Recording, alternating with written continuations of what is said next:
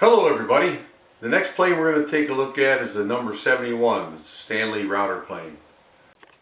I just finished cleaning this one up, getting it ready for eBay, sharpened it, and she's ready to go. All I had to do is test it. It's all original. The nickel appears to be almost 100%. I don't see any loss except for a little bit on the bottom around the edges.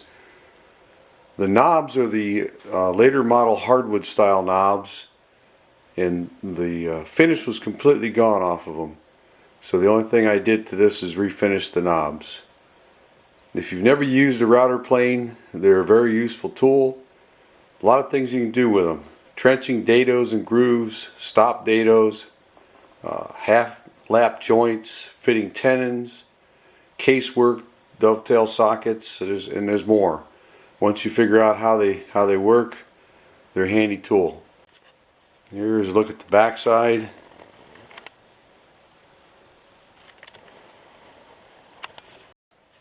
And a look at the bottom.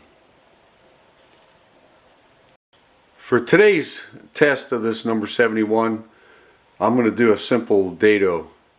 So to do that with hand tools, you need a saw, a chisel, and a router plane. So I got all three of them sitting there. And here's what your dado is going to look like when it's done. I already did one for practice. I've secured a piece of wood in my vise and the sawing has already been done. The next step to doing a dado by hand is to get a chisel and clean the wood out between the two cuts. I'm going to use this narrow chisel for this just because it'll give me a rougher bottom and more work for the router plane. It's real simple, just clean this stuff out.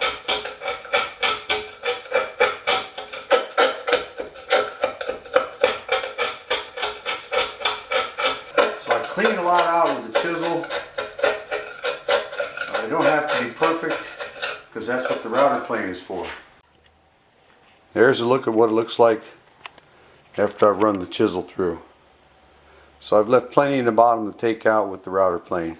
I'm going to use the piece I've already practiced on to set the depth. So that's real simple. I loosen that little nut right there. I turn my iron down until it touches. When you tighten it up, it's going to make it a little bit deeper. Which it did, so I'm coming up a little.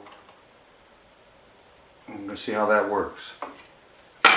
Start on the back side so there's no breakout on the front.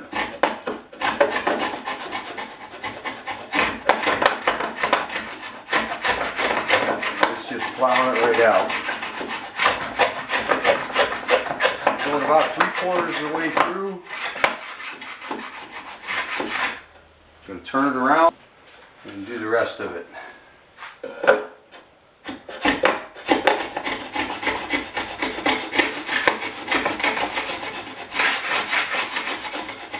What's neat about this is as long as your saw cut is straight at the top, you don't have to have the bottom perfect because this router plane is going to clean it out.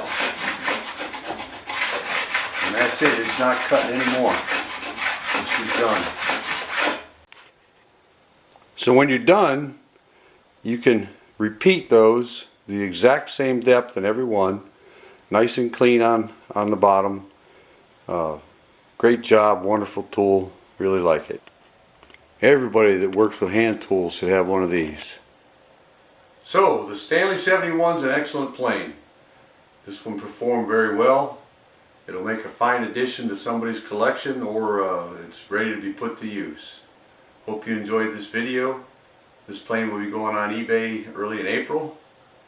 Looking for a home. Time for supper. Bye.